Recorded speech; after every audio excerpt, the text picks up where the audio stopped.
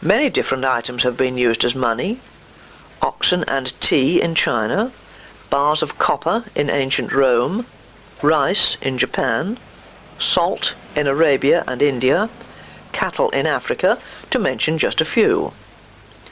All these commodities, however, had a value in the eyes of persons using them, and were readily acceptable by the community of a particular area. The main problem with the above materials was in their bulk and likelihood of decay. A more compact, durable, and standardized type of commodity was obviously necessary, and this was found in the metals, particularly gold and silver. Page 232. A new generation of currency was therefore developed, having a scarcity value, easily transportable, readily acceptable, and with alternative uses of ornament and decoration. And there follows a little diagram which shows the stages in development, starting with barter and going on to scarce commodities, salt, oxen, rice, cattle and copper, from then to precious metals, gold and silver, and then down to the modern system of token monies, paper, bank deposits and credit. Modern society has, however, further developed its use and understanding of money. In place of uniform pieces of precious metals of given weight and size, society now accepts token metal coins and paper money issued by the state, in addition to the promises or guarantees of numerous issuing authorities. Thus, bankers' drafts, cheques, bills of exchange, postal orders, etc., are used in the settlement of indebtedness not only between individuals in a given locality, but also between people of different nationality on the international markets. The meaning of money. Money is a commodity chosen by a nation as a medium of exchange and as a measure of value of all other commodities and services. It must, therefore, be universally acceptable, although not necessarily held for its own sake, but as a means of obtaining other goods or services now or in the future. The term money is today used in a much wider sense to include everything which serves as a medium of exchange, and therefore embraces banknotes, cheques, bills of exchange, overseas money orders, postal orders, and bank deposits. These circulating media are either pieces of paper which facilitate exchange, yet by themselves cannot be regarded as having any value, or bank deposits that may be easily transferred from one person to another by book entries. They represent value, and are therefore acceptable for that reason. Page 233. This form of money is of particular importance, coins being of secondary interest under modern conditions. Money, as distinct from currency, consists mainly of bank balances, by means of which debts are settled by book transfers, as shown by the following table. The figures relate to the total deposits of the London clearing banks, as well as the Scottish and Northern Ireland counterparts, the overseas banks in Britain, the national giro, and the accepting houses of the city. The notes in circulation in Britain in 1970 in millions of pounds, 4,199, in 1972 4,955, and in 1977 8,171. Coin in circulation in 1970 349, in 1972 359, in 1977 495. Total currency in circulation in 1970 4,548, in 1972 5,314, in 1977 8,666. Bank deposits in 1970 33,727, In 1972, 53,234. In 1977, 144,554.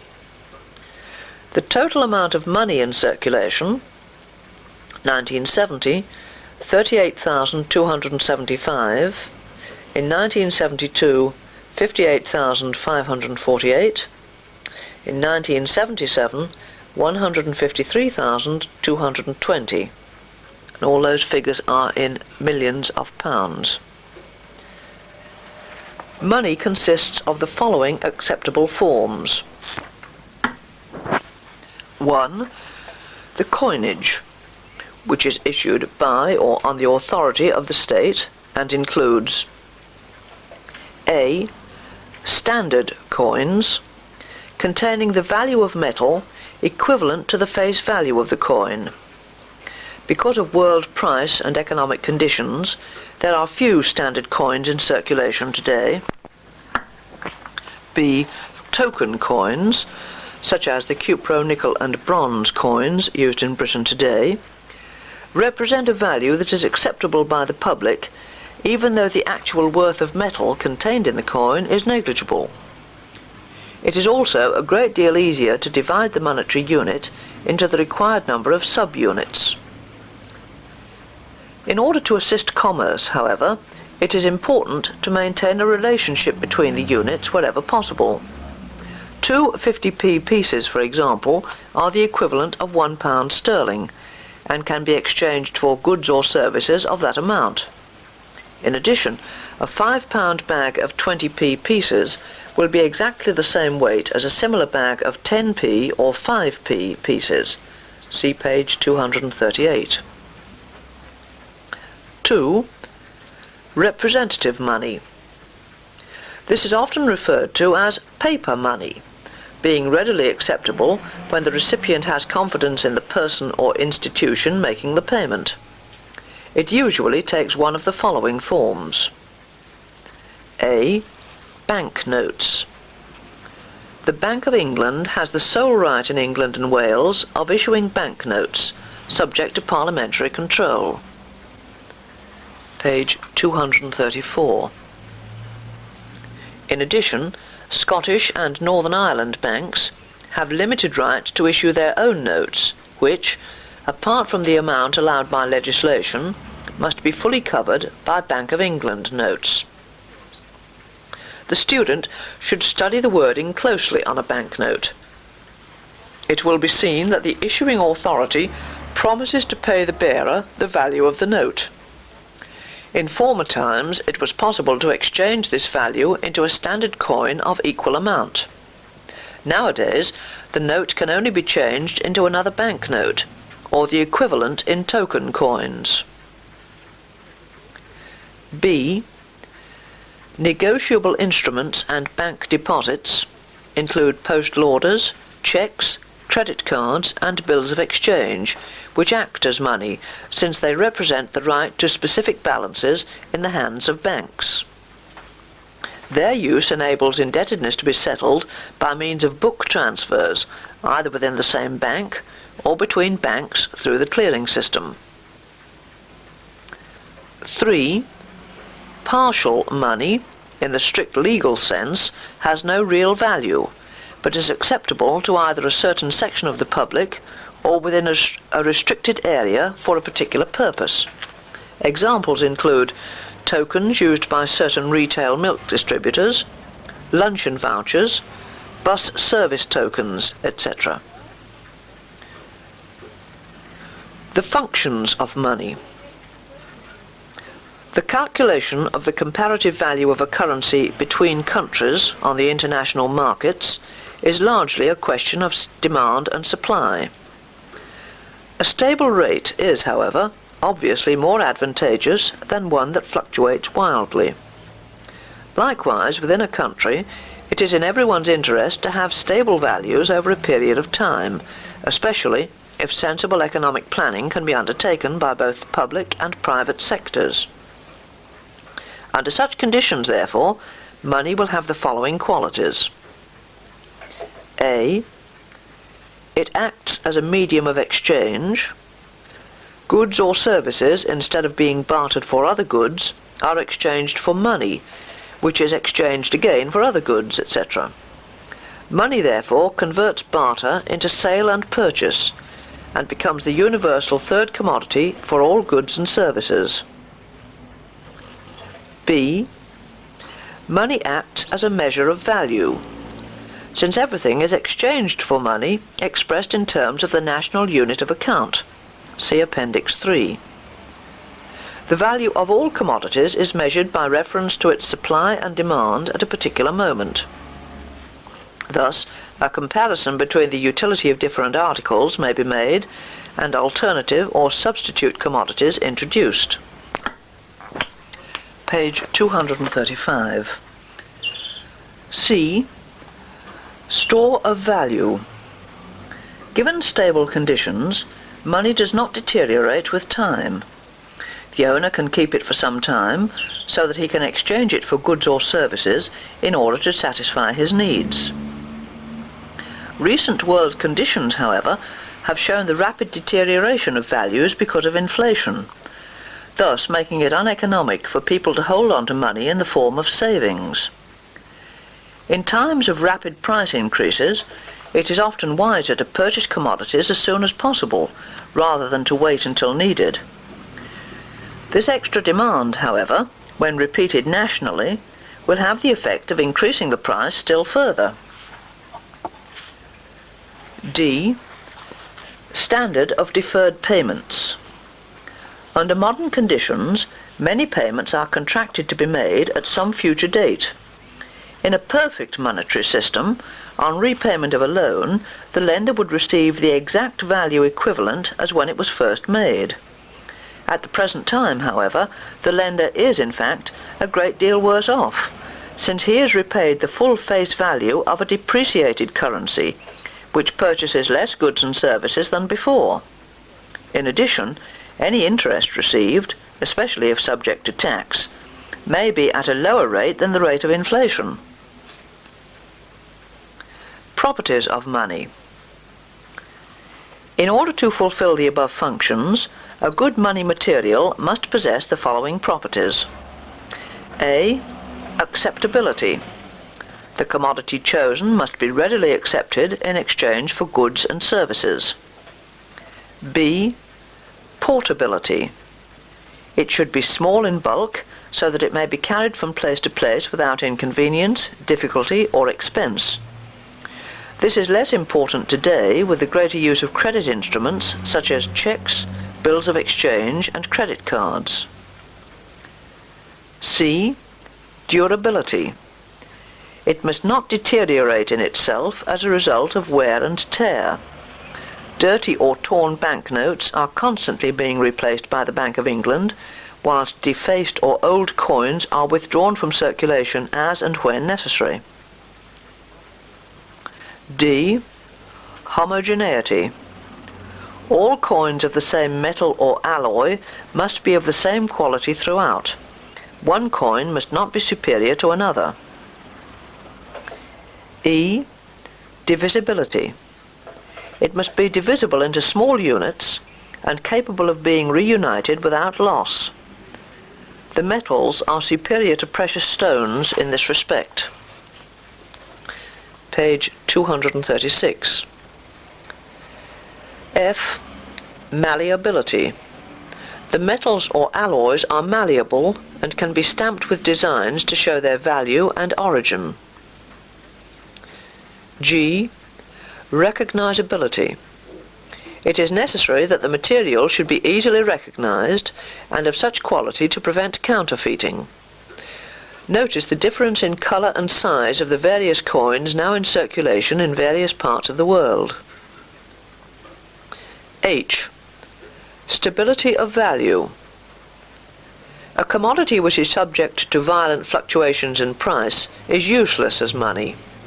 In a time of rising prices, however, people tend to exchange their money for goods, as they know that the purchasing power of the currency is diminishing. This creates more demand, prices rise further, and the value of the currency falls once more. Paper money. Most nations issue paper money in the form of banknotes, which are issued by the state through a central bank, subject to legal control. Providing that there is no over-issue, paper money has many advantages. 1. Its use saves the heavy cost of minting high-value coins. 2. There is no loss through wear and tear, especially as the actual cost of printing the paper money is very small. 3. Each unit of paper money is numbered. 4. Larger denominations can be printed at little or no extra cost. These are more acceptable than high-value coins. Paper money is of two types. A. Convertible. At one time, most of the world's currency system was based upon the gold standard. It was, therefore, possible to change a certain number of notes into either gold coins or bullion. Few countries today have gold coins in circulation, and this conversion is no longer possible. B. Inconvertible. The notes issued by the Bank of England and other central banks are now inconvertible because of the high demand for gold throughout the world. In Britain, the note issue is controlled by Parliament to guard against an overissue, which could have a serious effect upon the economy. This has occurred in a number of countries which have debased their currency and resulted in a lower standard of living, lack of investment, high unemployment, and balance of payments problems. Page 237. The monetary system. Money is anything which is generally accepted in payment of a debt, and therefore in modern societies includes cheques, postal orders, etc., in addition to the standard notes and coins issued by a central authority.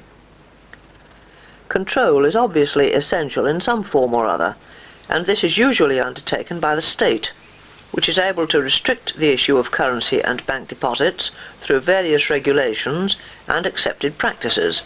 See page 270. In 1971, Britain changed to the decimal currency system, whereby the monetary unit of £1 was divided into 100 units called pence.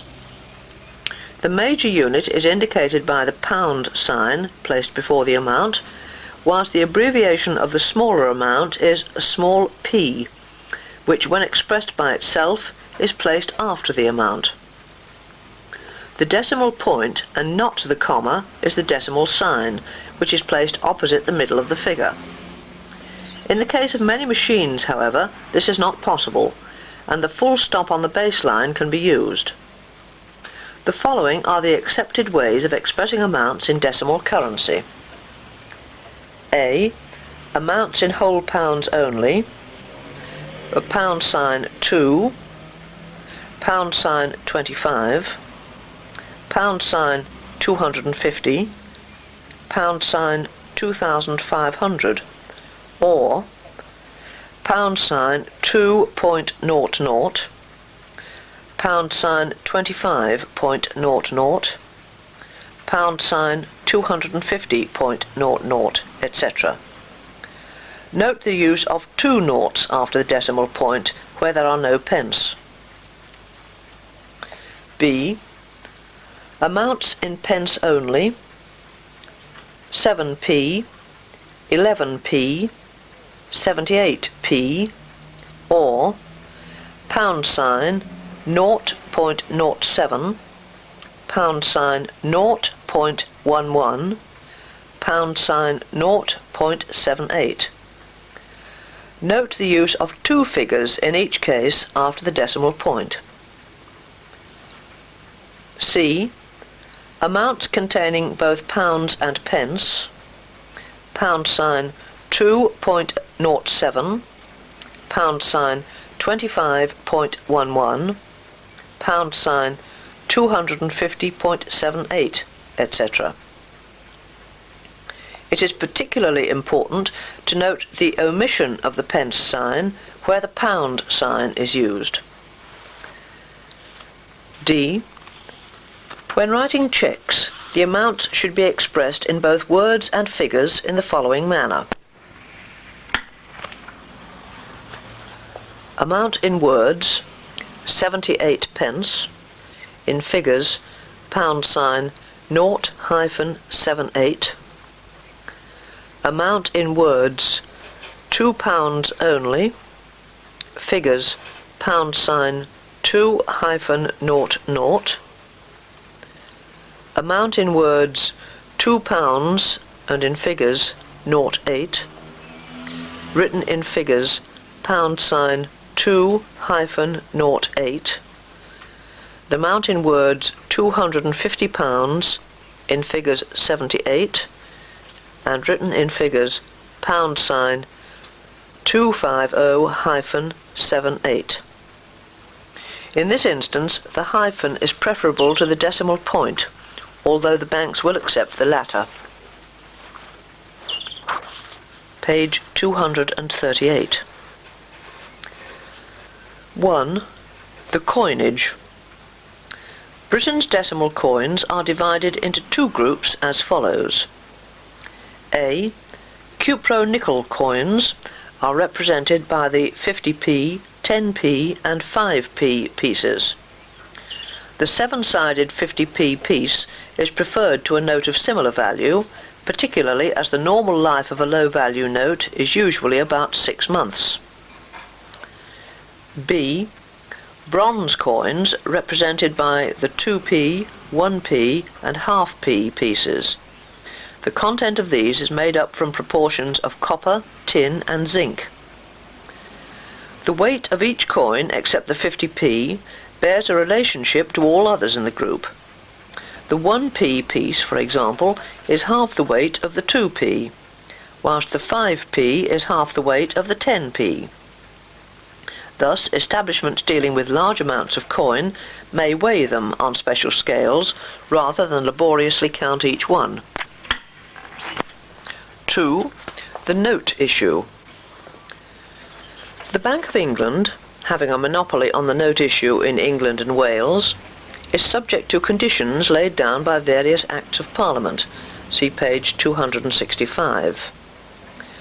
The total amount is determined by the value of government securities in the possession of the bank, and therefore strictly controlled by Parliament. This is intended to give confidence in the present and future value of the currency, since an over-issue of notes could have a severe effect on the economy.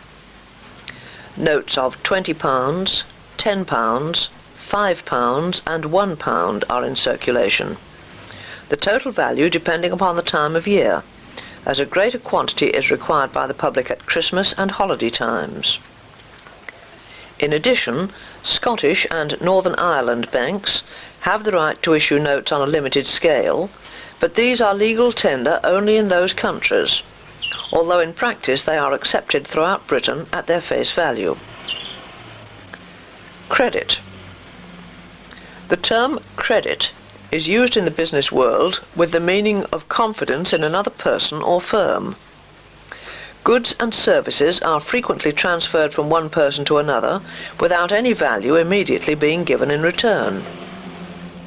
Thus, an individual or organization who parts with the goods or performs the services under such conditions is said to grant credit, which implies a belief that the debtor will fully meet his obligations in due course.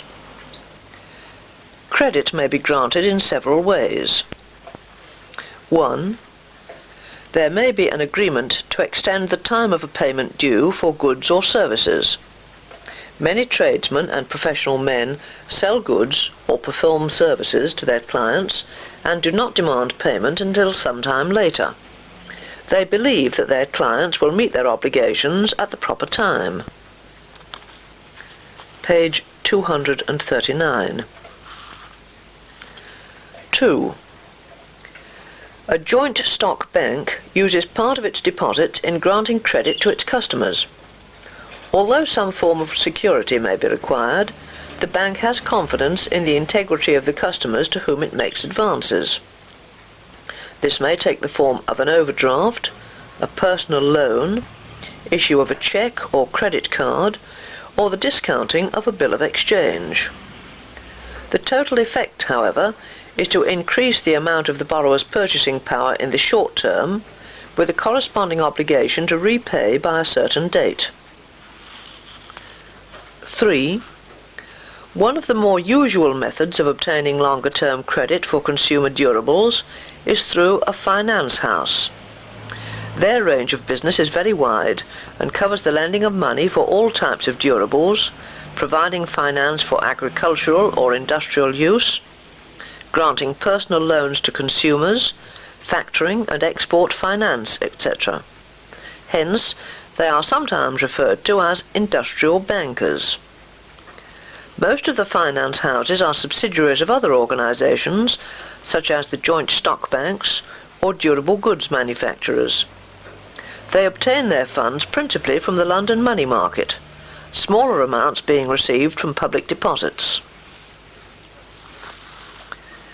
Credit instruments. Written evidence of debt is usually required by a creditor, and such documents are known as credit instruments, which create a right to wealth. The principal credit instruments are government notes, bank drafts, cheques, bills of exchange, promissory notes, and postal orders. These pass from hand to hand and therefore create additional spending power for the community. Their acceptability, however, depends almost entirely upon the reputation of the debtor. Banknotes are, by law, full legal tender for any amount and accepted throughout the country. The others, especially cheques, often circulate in a somewhat limited circle, in which the names and reputations of persons concerned are well known. Credit agreements, contracts, or written undertakings are vitally important in providing evidence of debt. These may be in the form of hire purchase, credit sale, conditional sale, lease, rental, contract hire, or loan facilities. In fact, they cover a wide field far beyond the scope of this book. The student should, however, note the distinction between lender credit, the granting of loans in the form of money, and vendor credit, the contract for the sale of goods, etc., on credit terms. It is the total of these that is broadly referred to as credit, and which has an important effect on the monetary policy of the country. Page 240. Credit instruments, therefore, act as substitutes for other forms of money, particularly since they economize the use of notes or coins which do not exist in sufficient quantities to finance trade. They enable production to be ahead of demand by facilitating the transfer of wealth to where it can best be used, and thus make large-scale enterprise possible. They also enable payment to be made at convenient times and in a secure manner without the need to handle or transport large amounts of cash. On the other hand, the amount of credit is limited by the confidence in the monetary system held by the community.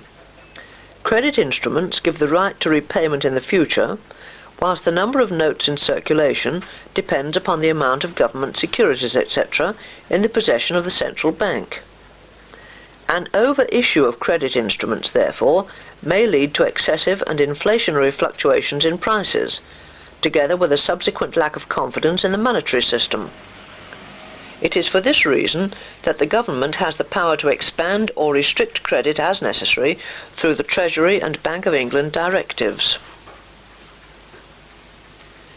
Instalment systems of payment. There are few people who do not at some time in their lives purchase items on credit. This enables them to have the goods at once and pay later by instalments out of earnings. There are three principal types of arrangements as follows. 1. Hire purchase.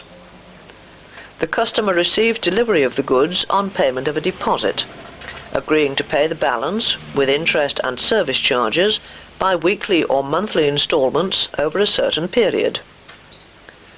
Under the hire purchase system, the goods are legally the property of the seller until the last instalment has been paid.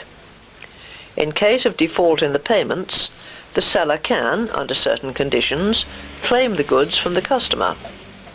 Thus, the instalments paid by the customer are regarded as payments for hiring the goods. There are, however, a number of legal safeguards attached to every transaction. The principal ones are: A customer who signs the agreement at his home has the right to cancel it within 3 days.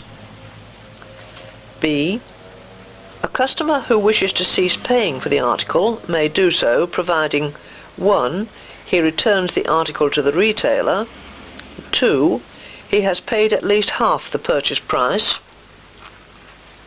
page 241.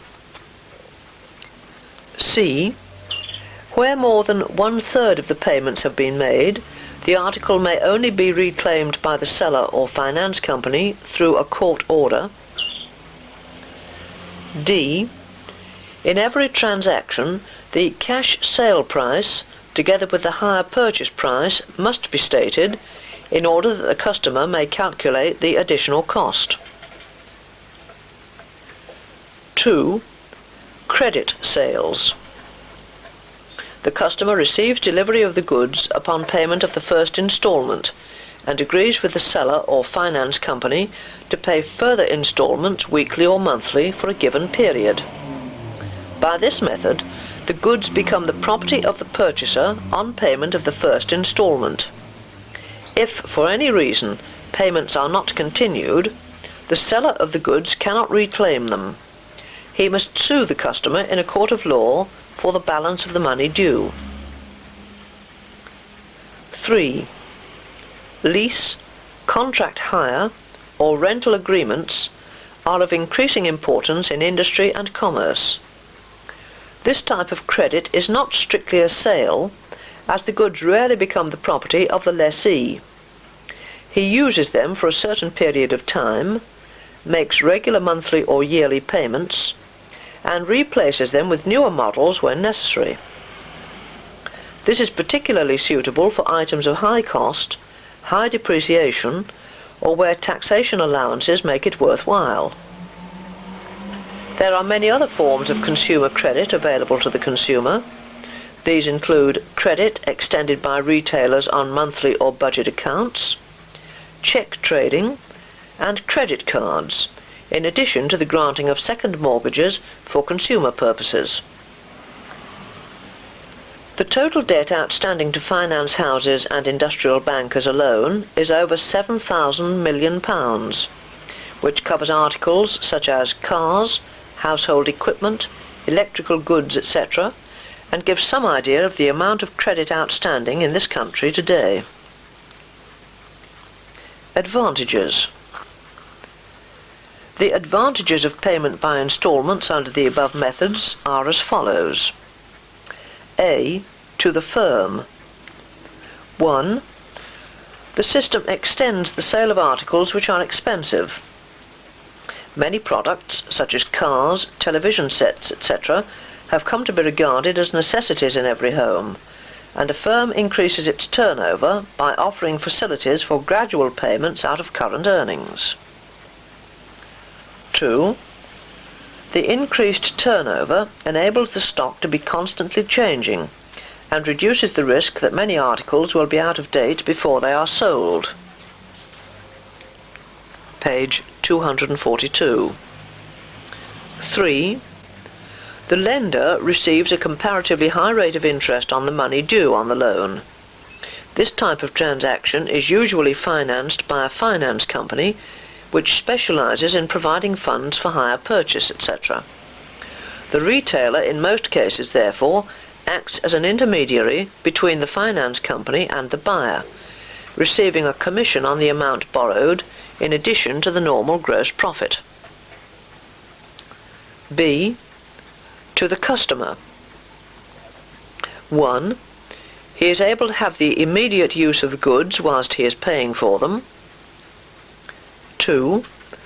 People with small incomes find it easier to pay weekly or monthly instalments than to save the full amount before purchasing the goods. The customer can make payments direct to the lender through the retailer or by using the bank giro system. 3. The customer is in a strong position should the items prove to be unsatisfactory.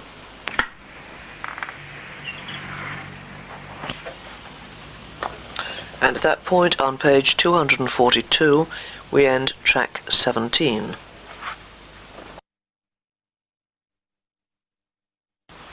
Continuing with track 18 of Groundwork of Commerce, beginning on page 242. Track 18 begins immediately. Disadvantages. A. To the firm. 1.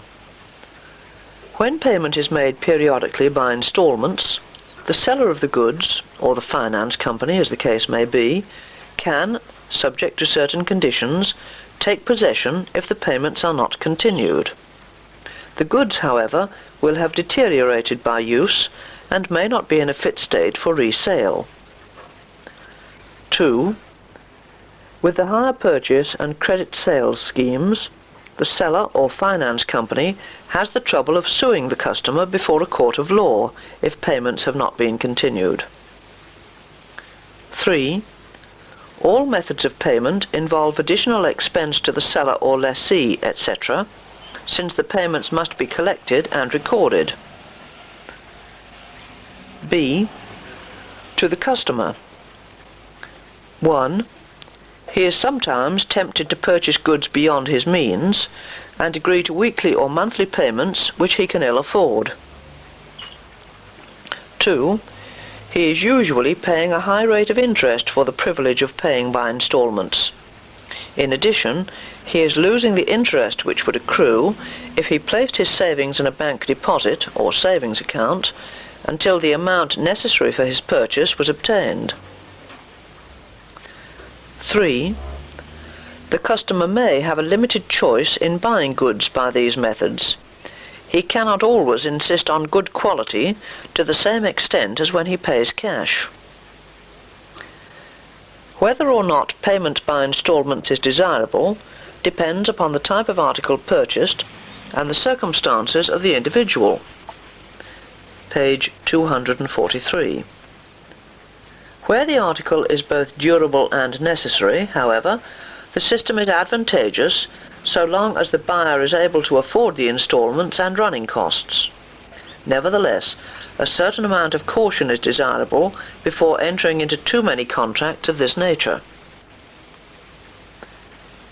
Index numbers.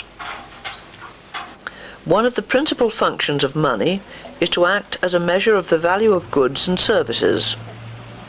We spend a certain amount of money when making purchases, and this largely depends upon how much money is in circulation and the number of commodities for sale. This relationship varies from time to time, and consequently fluctuations in prices occur. A rise in retail prices may be due to 1. An increase in the amount of money, notes, coins, bank deposits, etc. in circulation. 2. The existing amount of money being used more frequently. 3. A reduction in the number of commodities. 4. An increase in the cost of raw materials on world markets or in the cost of production. Similarly, a fall in prices will occur when the opposite to the above takes place. This indicates the relationship which exists between the quantity of money in circulation, the volume of goods, and the price level. It is therefore because of this that the general level of prices varies from time to time, and attempts are made by means of index numbers to measure these variations. Numerous systems of index number assessment have been employed, but the general principles of all are the same. A large number of commodities is taken, and the average price of each is multiplied by a number representing the importance of that commodity in our daily life. This is called the method of weighted averages. and the average of these gives an index of the chosen commodity price level. It is important that these items should be correctly weighted, as we spend much more of our income on food than we do on furniture. A rising price in the former is, therefore, much more important than a corresponding rise in the cost of the latter. The best-known index numbers are prepared by A. the Department of Trade, whose Statistics Division prepare index numbers of wholesale prices and collect a wide range of information relating to the trade and industry of Britain and other countries. In addition, figures are given relating to the average earnings, unemployment, capital expenditure, etc., in order that trends can be analysed and acted upon as necessary. Page 244. B. The Department of Employment is responsible for the index of retail prices currently in use, and now using the year 1974 as the base year of 100. This index number is calculated on a monthly basis, attention being focused on changes in demand. Greater importance is given to the items on which large amounts of money are spent by the average family. In fact, 350 items are chosen, which include most of the well-known things people buy in the way of food, clothes, fuel, household goods, housing, transport, etc. Account is also taken of any seasonal change in both prices and demand by a change in the monthly weighting given to each item.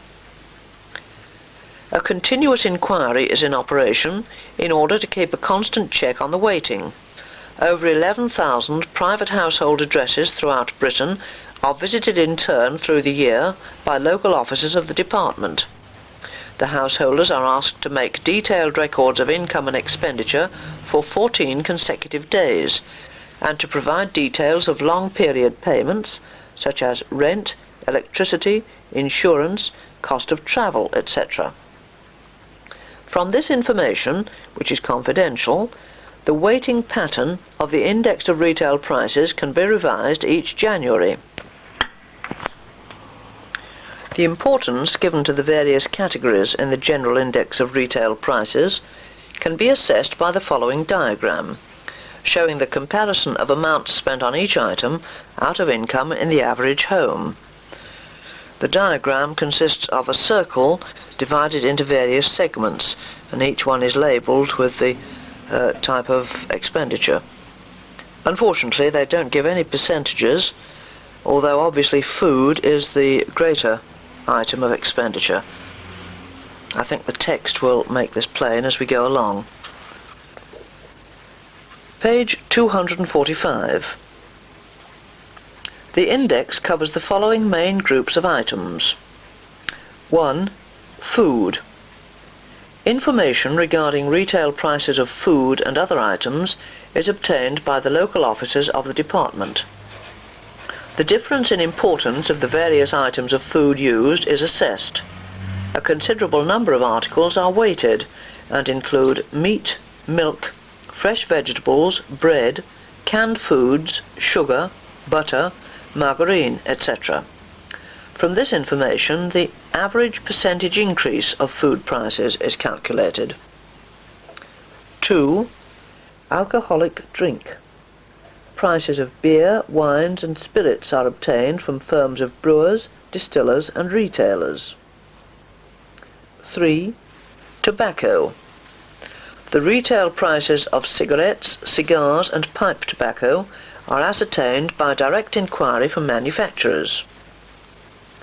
4. Housing.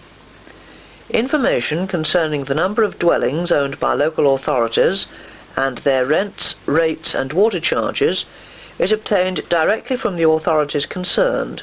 For other dwellings, information is obtained by visits to the tenants. 5. Fuel and light. The prices of coal, gas, electricity and oil are obtained from the retail outlets such as area boards and suppliers, as well as from the various sample households. 6. Durable household goods. Prices on such goods as furniture, carpets, domestic appliances, radio, television, pottery and glassware are obtained by personal visits made by officers of the department to large retail stores throughout the country. 7. Clothing and footwear. Information is obtained regarding the prices of all forms of clothing, hosiery and shoes. Inquiry forms are completed by retailers, which include cooperative societies, department stores and large multiple undertakings. 8. Transport and vehicles. The index for this group is designed to reflect changes in the cost of buying, maintaining and running vehicles for private use, and also changes in fares and other transport charges.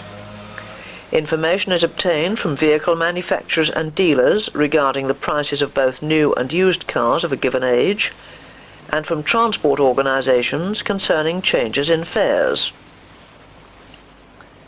9.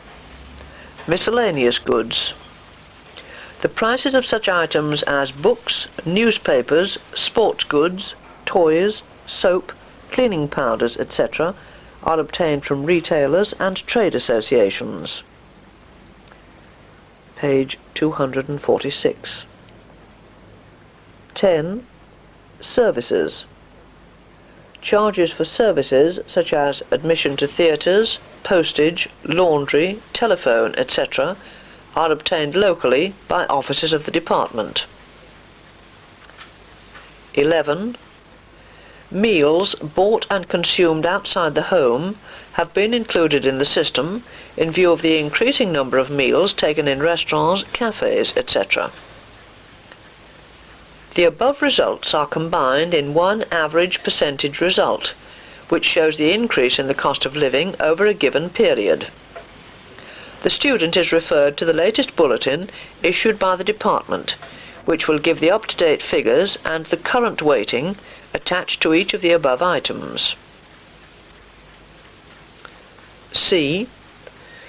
The Central Statistical Office collects statistics from various government departments and assembles them in quarterly publications for easy reference.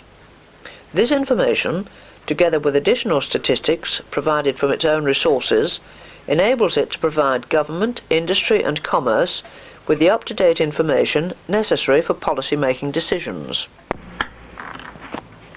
D. The Business Statistics Office of the Department of Trade collects and updates the main statistics which are published for reference purposes. These are obtained from both the public and private sectors and include details of capital expenditure, stock holdings, consumption, investment, employment, production, overseas trade, etc. In addition, it is responsible for the continued development of a data bank, which computers stores important statistical information available for ready reference by interested parties. The budget. Towards the end of each government financial year, usually March or early April, the Chancellor of the Exchequer presents his budget proposals to Parliament. He reviews the progress of the economy in terms of receipts and expenditure over the past 12 months and advises Parliament on any changes required for the ensuing year. The budget speech itself is often the main occasion for a review of general economic policy, especially as the scale of public expenditure and taxation has an increasing effect on both output and distribution of wages and resources. Budgetary aims must consequently not only raise sufficient revenue for home and overseas expenditure, but must also be used as an aid to economic planning according to the government objectives and ideals. Page 247. It is therefore a means of financing expenditure through taxation measures, indicating how this is to be achieved, and noting the necessary changes to be introduced. It is usual nowadays to use the budget as an economic regulator, aiming for a surplus or deficit according to the economic situation. If, for example, the current problem was one of inflationary pressures, rising prices, high employment, etc., the Chancellor would budget for a surplus of income against expenditure in order to reduce the funds available for home consumption.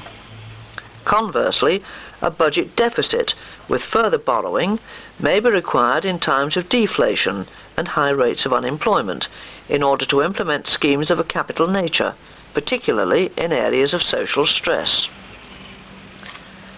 The following account gives an indication of government receipts and expenditure as far as the internal economy is concerned. Receipts in millions of pounds. Inland revenue in 1974, 10,633. In 1977, 20,710. Customs and excise in 1974, 6,265, 1977, 10,900. Motor taxes, 1974, 533, 1977, 846. Sundry, 1974, 795, 1977, 1,322. Deficit, 1974, 1,739, 1977, 5,594. Total, 1974, 19,965, 1977, 39,372. Expenditure in millions of pounds. Supply. Supply services include payments for defence, education, social services, pensions, health services, etc. In 1974, 18,624, 1977, 37,066. Debt interest, 1974, 677, 1977, 1,134. Other, 1974, 664, 1977, 1,172.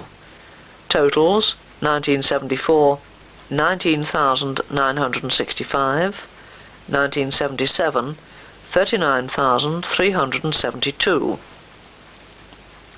In the above years, therefore, the government has overspent its budget by a considerable amount, due to policies designed to alleviate the effects of a world economic depression.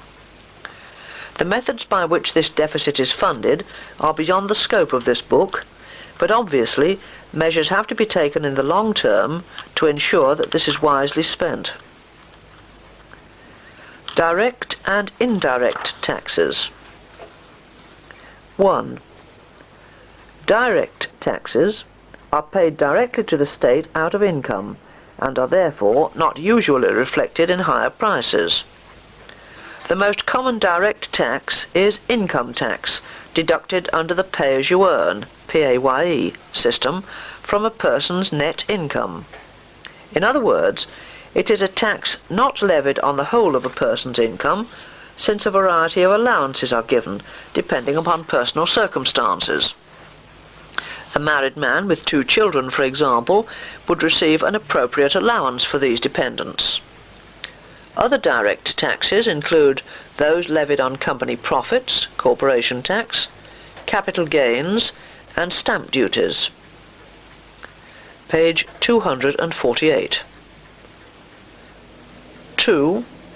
Indirect taxes are, in effect, taxes on spending, and are more readily acceptable by the public since the tax element is included in the price paid.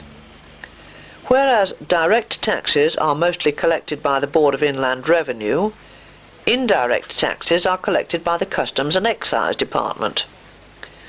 By far the greatest income from indirect taxes is obtained from levies on tobacco, hydrocarbon oils, alcohol, and value-added tax, as the following table shows. Alcohol. Receipts in millions of pounds, 1974, 953, 1977, 1,945. Tobacco, 1974, 1,085, 1977, 1,873. Betting, 1974, 185, 1977, 284. Oils, 1974, 1,585, 1977, 2,124. VAT, 1974, 1,868, 1977, 3,778.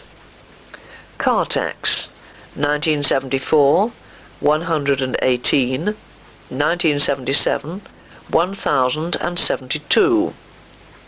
Protective, 1974, 462, 1977, 675. Other, 1974, 9, 1977, 5. Totals, 1974, 6,265, 1977, 11,756.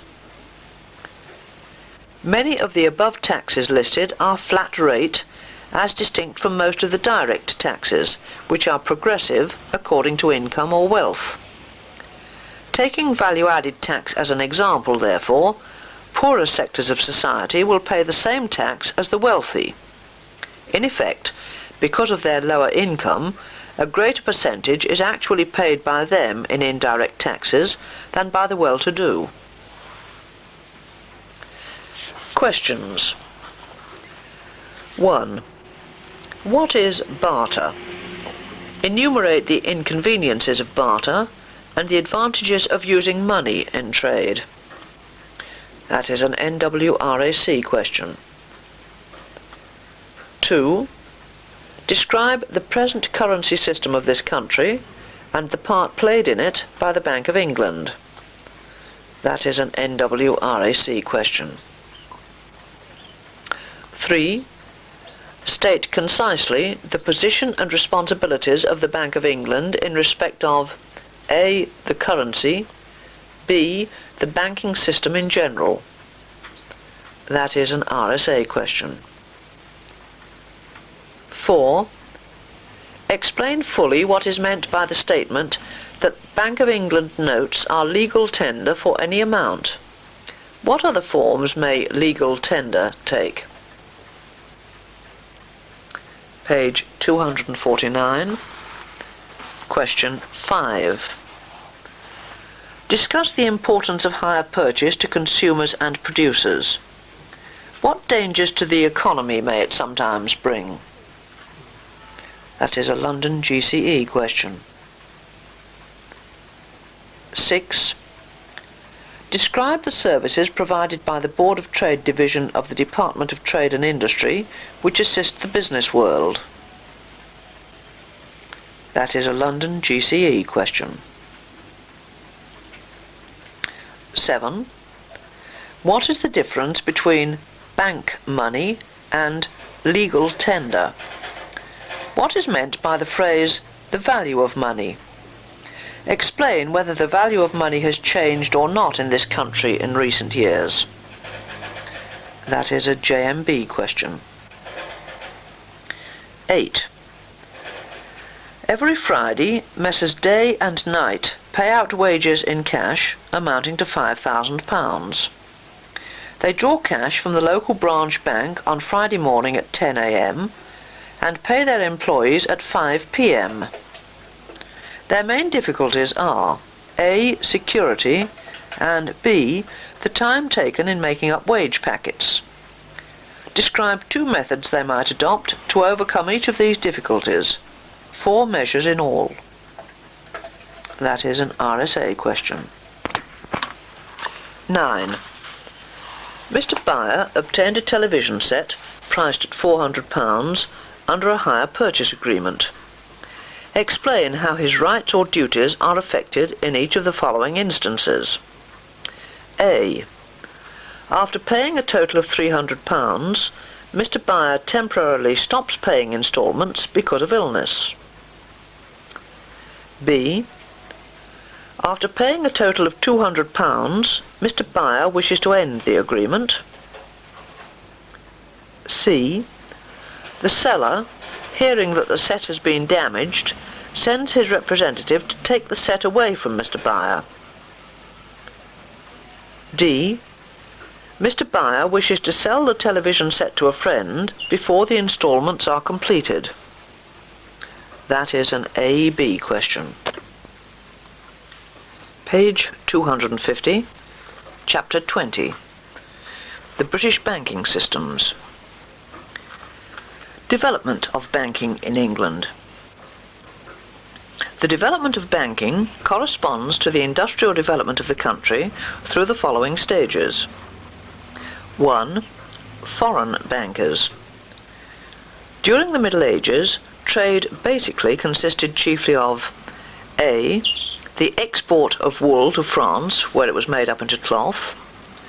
B.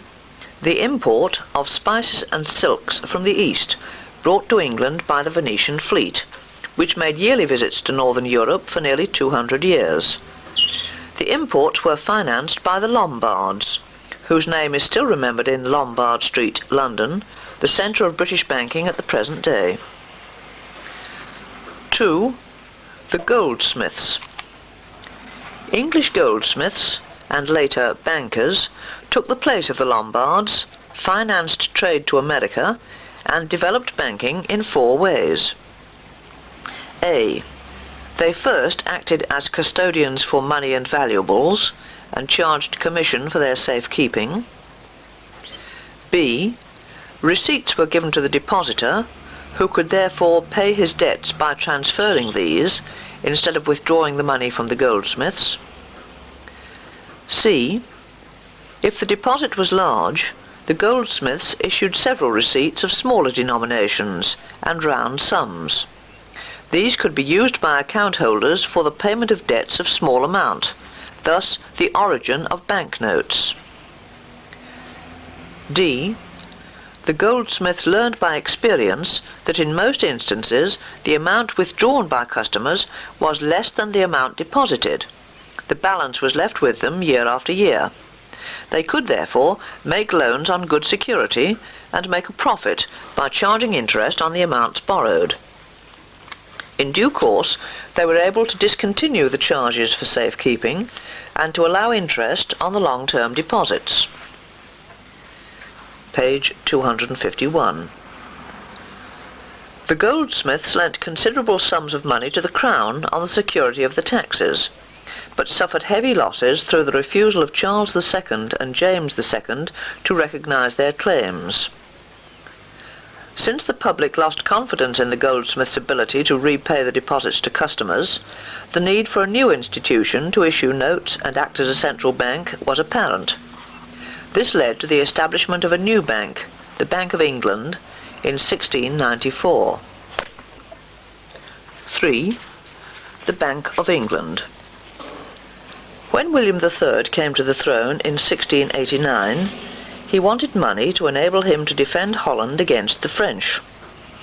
His Dutch friends favoured a municipal bank in London on the model of the Bank of Amsterdam, but the City of London had lost a great deal of money through investing charitable funds with the goldsmiths, and the idea was not popular. William Paterson, a Scotsman, made the following suggestions. A. That a separate and independent bank should be founded. B. That the capital subscribed by the public should be handed over to the government as a permanent loan at 8% per annum, together with £4,000 towards the expenses of management. C. That a charter should be granted, giving the bank the right to issue notes up to the amount of the capital.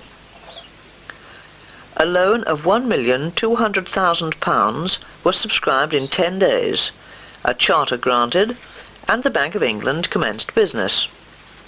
In 1734 it moved to the Threadneedle Street premises, which is now its head office.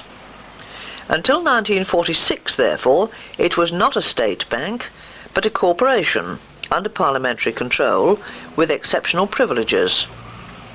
A full account of the work of the Bank of England is given in the next chapter. 4. Private banks. From 1694 to 1826, private partnership banks developed as follows. A. In London. The private banks could not issue notes and therefore concentrated on deposit banking, similar to the system used today. They also carried on the work of the goldsmiths and lent part of their deposit for financing trade by discounting bills of exchange and making loans on goods in the course of being marketed. B. In the provinces. The growth of industry and trade during the 18th and early 19th centuries led to the formation of many small private banks in various parts of England and Wales. Page 252. These had the right of issuing banknotes in their own names and made loans, etc., to their customers in the same way as the goldsmiths had previously done. Basically, therefore, private banks were able to survive as long as the credit of the bank and of the partners was good, whilst their notes passed as acceptable currency. In periods of good trade, many issued a larger amount of notes than their reserves warranted, and frequently had to suspend payment when presented for cash. From 1814 to 1816, over 240 banks stopped payment and 89 failed, whilst in 1825 about 70 failed in a period of 6 weeks. Private banks have declined in importance during the last century for the following reasons. A.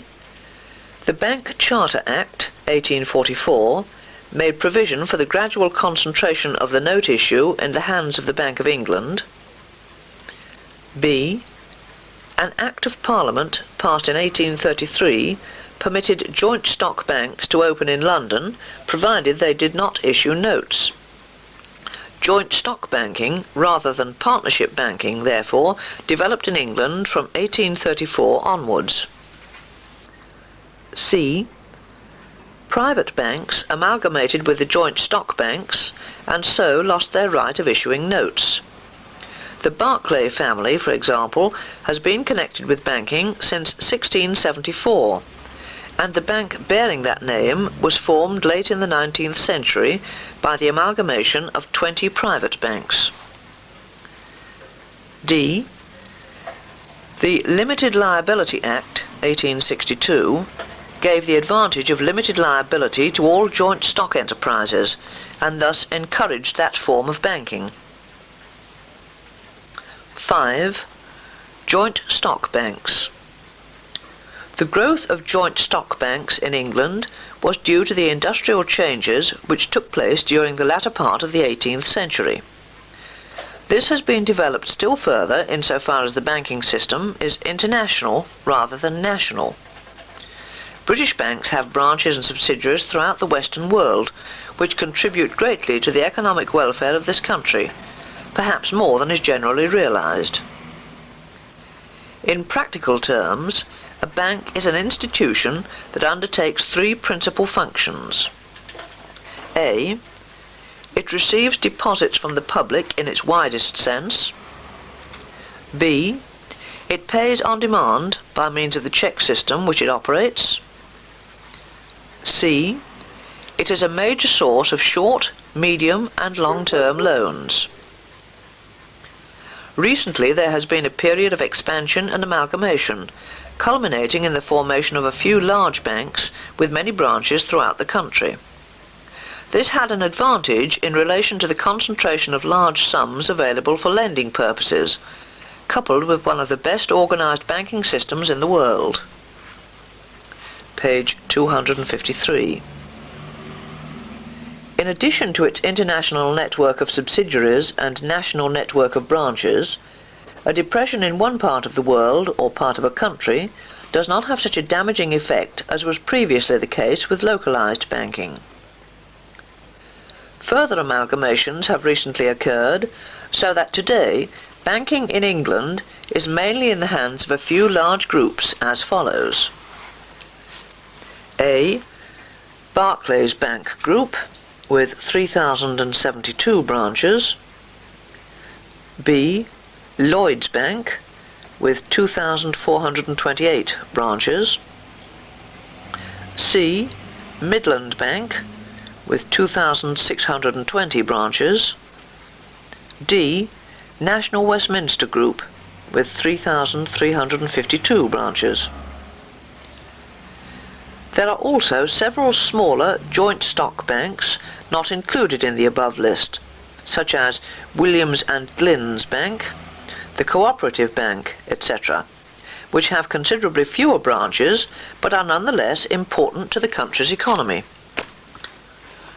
The principal advantage attached to the amalgamation of banking units lies in the creation of large increases in deposits. The new organisation is thus able to lend larger amounts to industrial firms, which have amalgamated themselves in order to compete on equal terms with the principal firms and combinations of the world, particularly in Europe, Japan, and the United States. A number of banks have also extended their interests overseas. Lloyds Bank, for example, has many connections abroad: Europe, North America, South America, Australia, New Zealand, India, etc., principally through Lloyds Bank International, a wholly owned subsidiary company. The banks also have agents in practically every country of the world through which their customers may transact business and receive advice on local trading conditions. The English banking system. The above account of the development of banking shows the way in which a unified system has evolved in this country.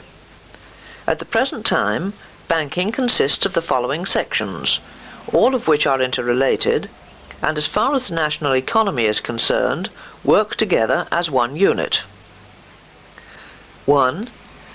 The Bank of England is the pivot of the British banking system. It consists of 10 departments, 2 of which, the Issue Department and the Banking Department, are concerned with the note issue, etc., and which publish separate returns each week. See page 267. Page 254. The Bank of England is the centre of banking throughout this country for the following reasons. A. It acts as the banker to the state. In this respect, it keeps the government accounts, manages the national debt for the government, and pays interest on loans raised by the government. B. It is responsible for the note issue of the country, being the sole bank of issue in England and Wales since 1921. C. It acts as the banker's bank, holding the cash reserves of the other banks of the country. It is also able to extend or restrict the amount of credit according to the needs of commerce. D. The joint stock banks, finance houses and other institutions of the city accept the leadership of the Bank of England, which is therefore able to control credit by directives given with Treasury approval. By this means, the Bank of England is able to exert a strong influence on the London money market in accordance with national policy. E. The Bank of England is a member of the London Clearing House, thus enabling the other clearing banks to settle their accounts with each other in respect of the daily exchange of cheques sent to the clearing house by branches. This is achieved by the members paying the differences by cheques drawn on their individual accounts at the Bank of England. 2. The London clearing banks have their head offices in London, and representatives meet daily at the clearing house to exchange cheques and settle differences by cheques drawn on their individual accounts at the Bank of England. They consist of the following: A. The Bank of England. B. The large group banks, Barclays, Lloyds, Midland and the National Westminster. C. Other banks, some of whom are subsidiaries to the above. These are Coutts, Williams and Glyn's, the Cooperative Bank and the Trustees' Savings Bank. The clearers, as they are known, are closely connected with the Bank of England as follows. A. They keep a portion of their ready cash at the central bank. The amount to the credit of the clearing banks appears in the weekly return of the Bank of England under the heading of Bankers' Deposits. See page 267. B. The accounts kept by the clearers with the Bank of England make the clearing-house system possible, since differences can be settled by cheques on the Bank of England. C. The clearing banks accept the leadership and recommendations of the Bank of England in the money market. Page 255. The Bank of England minimum lending rate, see page 301, is a factor in determining the discount rate on bills of exchange, etc. It is also a factor, to a certain extent, in the determination of the base rates fixed by the commercial banks for the calculation of their lending and deposit rates. 3. Other banks. Outside the clearing system are groups of banks which finance trade in a particular country or area. These are, however, like the clearers, members of the British Bankers' Association, which exists for the discussion of problems of common interest. They include A. Banks which are not members of the clearinghouse and are either situated only in London or have a very few branches in this country.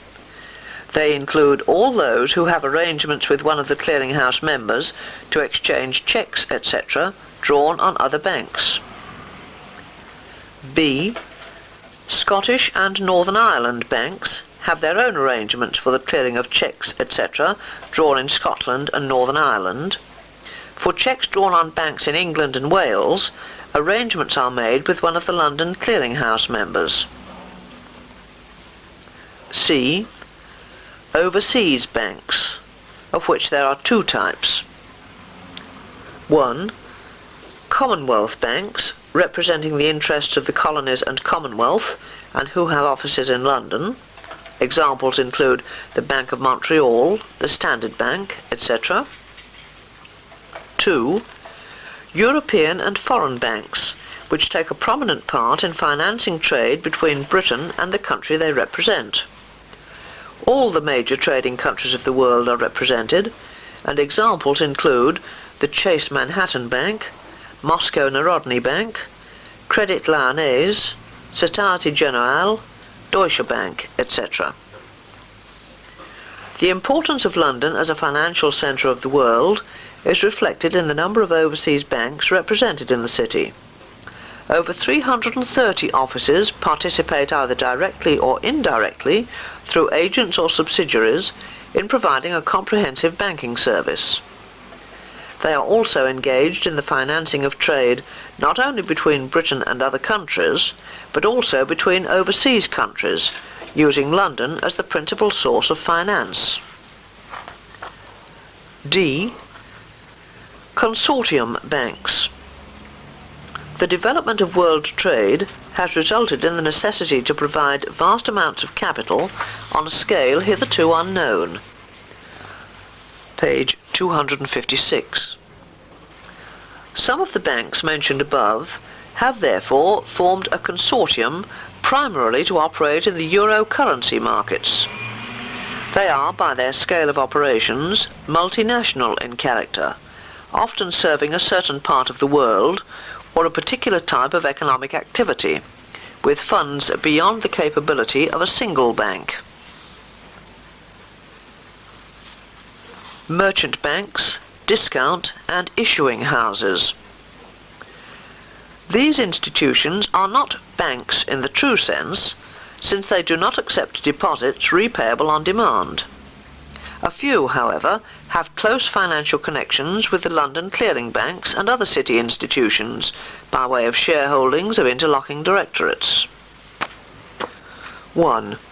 Merchant banks are also known as accepting houses, since they were mostly founded by men who commenced as merchants trading with other countries in such commodities as wool, cotton, tobacco, timber, etc. They have many foreign connections, and their representatives abroad keep them informed of changes in industrial and financial conditions in other countries. The merchant bankers, in addition to trading on their own account, frequently accepted bills for firms which were not so well known. Ultimately, they found this side of business so profitable that they gave up their commercial interests and became financial houses. Thus, they are also called accepting houses, earning a commission by accepting bills of exchange drawn by less well-known organizations. On account of their worldwide repute, bills accepted by the accepting houses are undoubted and are readily sold. And at that point, we will end track 18 of Groundwork of Commerce. Track 22 of Groundwork of Commerce by H. Allen R. P. Jones, beginning on page 301. Track 22 begins immediately. 1. The minimum lending rate is the official rate at which the Bank of England will discount approved bills or make loans against securities for a minimum period of 7 days to institutions such as the discount houses in the city. The rate is fixed at the weekly meeting of directors and is therefore a flexible rate that will respond to the changing conditions of the money market. 2. Base rates. In order to attract business and to allow the freedom of competition amongst the joint stock banks in the provision of loans, each bank quotes a rate upon which its interest allowed to depositors and interest charged to borrowers is based.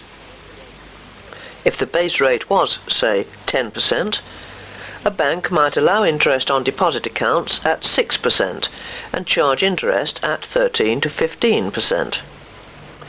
Because of market conditions, the bank may decide to increase its base rate to perhaps 11%, with the corresponding increase of 1% in the other quoted rates.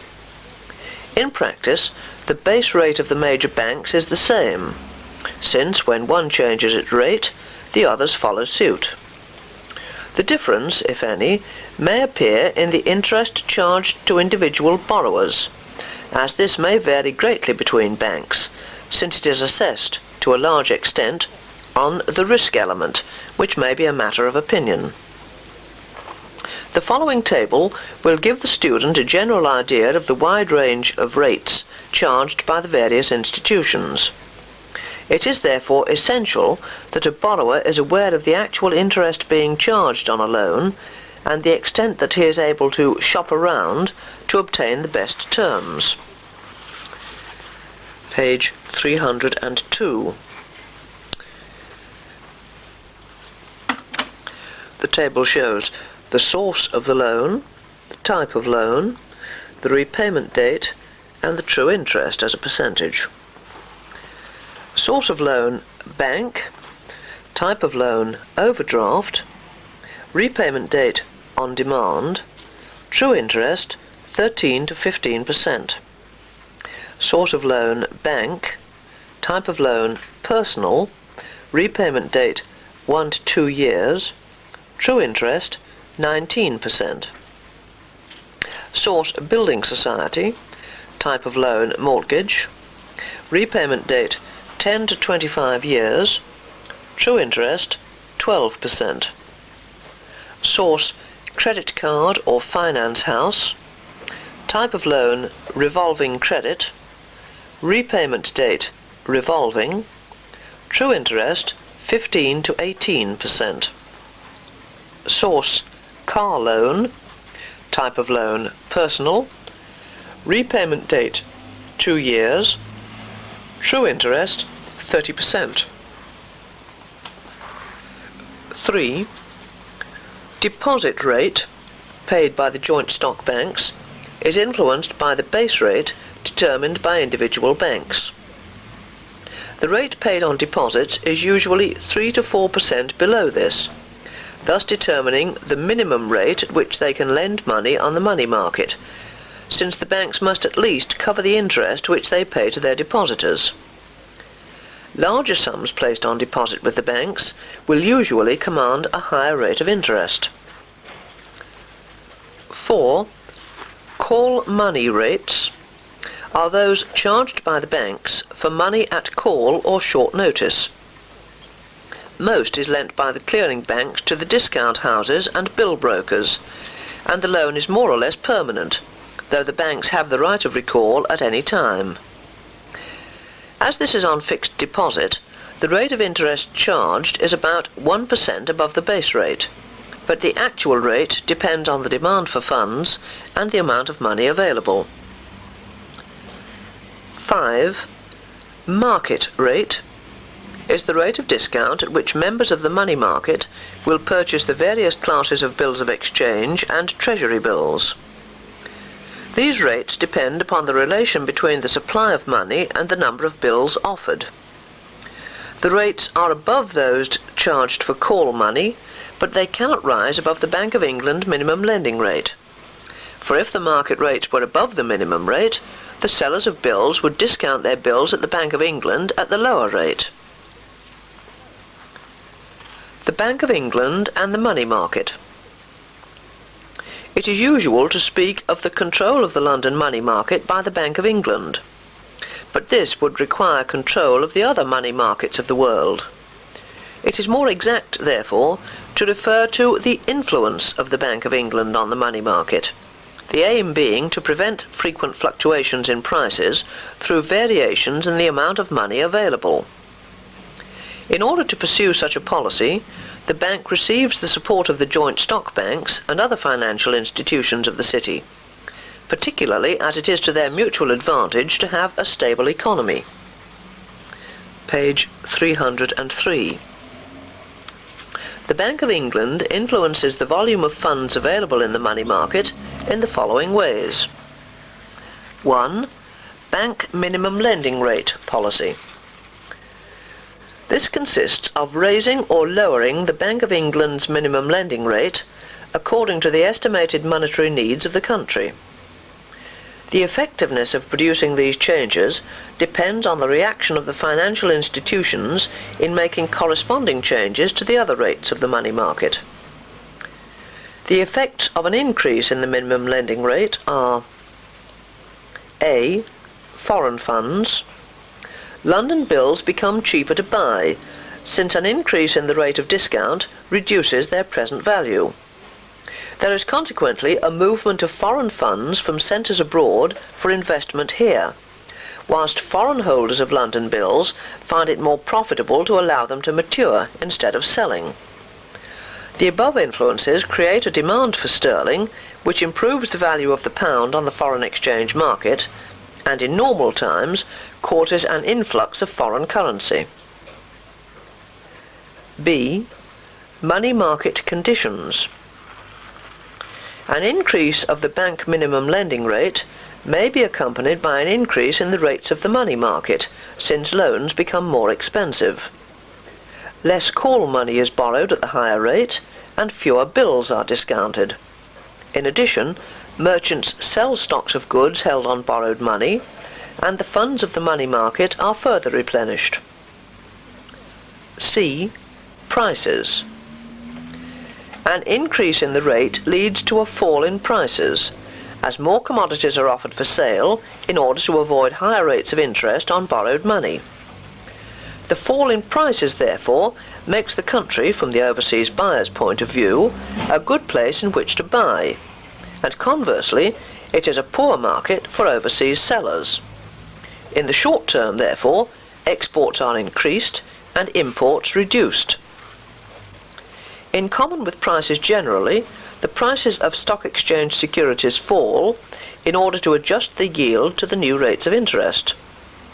Speculative securities held on borrowed money are likewise sold on account of the increased cost of borrowing. The raising of interest rates, therefore, builds up the reserve of foreign currency held by the bank in the exchange equalization account, since it causes an inflow of money from abroad and economizes the use of money at home. The aim of the Bank of England in normal circumstances is to keep the interest rates as low as possible for two reasons. 1. A low rate encourages trade activity. Page 304. 2. The government is the largest borrower, and high interest rates result in higher taxation in order to pay the increased rates. A reduction in interest rates has the opposite effects to those stated above. A low rate means cheap borrowing and a rise in prices, and these considerations encourage manufacturers to extend their businesses. In a stable society, changes are made as little as possible, since these have important effects abroad. In order to deal with internal monetary problems, the bank uses further controls such as open market policy, calling of special deposits, and the reserve asset ratios. 2. Open market policy is the name given to the activities of the Bank of England to adjust the conditions of the money market as follows. A. When funds are plentiful. Under these circumstances there are more lenders than borrowers, and rates of interest tend to fall. This may lead to a withdrawal of foreign funds invested in this country, and thus affect the rate of exchange. In order to reduce the supply of money available for loans, the Bank of England may advise the government to increase the weekly amount of Treasury bills in order to absorb the surplus funds. In addition, the bank may sell for cash some of its holdings in bills and securities, and by this means further reduce the amount of funds available on the money market and with the joint stock banks. Thus, the balances held at the Bank of England by the financial institutions will fall, which may affect the reserve ratios of individual banks, thus forcing them either to restrict their lending or increase their base rate. B. When funds are scarce. Funds may be scarce on the money market for several reasons. Unexpected withdrawals may take place from London, or traders may demand increased credit facilities from their banks. Again, the number of bills to be discounted may be larger than usual. As a result of the scarcity of funds, the rates of discount will rise. Under such circumstances, the Bank of England purchases certain bills or securities for cash, thus relieving the market of its surplus bills and increasing available funds. The reduction in the number of bills to be discounted and the increase in the funds of the money market, as well as the balances of the financial institutions at the Bank of England, will thus cause a reduction of rates. 3. Special deposits. The Bank of England may call for special deposits from certain financial institutions. This has the effect of forcing the banks, etc., to restrict their loans and assess the reserve ratio. Page 305. It will lead to a shortage of lendable funds in the city that has to be controlled by the price mechanism, or base rate, applied by the banks on their customers' loans. The amount of money on special deposit at the Bank of England can be seen on the bank return published weekly. See page 267. Questions. 1. What institutions are concerned in the use of short loans in the London money market? Give a brief description of the part played by each. That is an RSA question. 2. Consider the importance to businessmen of the Bank of England weekly return and of the base rate. Examine the significance of the latter in some detail and indicate its relation to the other money market rates. That is an RSA question. 3. What do you understand by the term base rate? How is this applied, and what effect does it have on the businessman? 4. A manufacturer in the United Kingdom wishes to export machinery priced at £10,000. What would you advise him to do to secure payment, and what methods of payment would you suggest? That is an AEB question. 5. What is the composition of the London money market? What activities does it engage in, and from what sources do its members obtain the finance required for such activities? That is an RSA question. 6. Compare the main functions of commercial banks and merchant banks. That is an RSA question. 7. London has been described as the financial centre of the world, and the pound sterling as an international currency. What were the circumstances which brought about this position? That is an RSA question. Page 306, Chapter 24. The Marketing of Securities. Stock exchanges. A market where stocks, shares and other types of securities are bought and sold is called a stock exchange. The London Exchange is the most widely known centre for securities in Britain and forms part of the United Market that includes a number of exchanges in the provinces. It deals in securities of government and commercial undertakings all over the world, and is in close contact, by means of the telephone, telex and cable, with the principal stock exchanges abroad, including Paris, Brussels, Amsterdam, Zurich, New York, Milan, Singapore, Melbourne, Tokyo, etc. The market for securities is, therefore, the best example of a world market. Many are in universal demand, and they are perfectly graded, and although subject to exchange control, can easily be transported from one country to another. The improvements in communication that have developed has very nearly attained the ideal of a perfect market, that there should be one price for a commodity throughout the market, whether on a local or international basis. The Stock Exchange in Britain. In 1972, the London and provincial stock exchanges were unified under the title the Stock Exchange, governed by one council. Thus, members, wherever they are situated, are all subject to the same rules and participate in equal privileges. The largest of the exchanges or units is in London, having the greatest number of members and quoted securities, although members may seek permission to deal on any exchange in Britain. A closer look at the Federation shows the following groups. 1.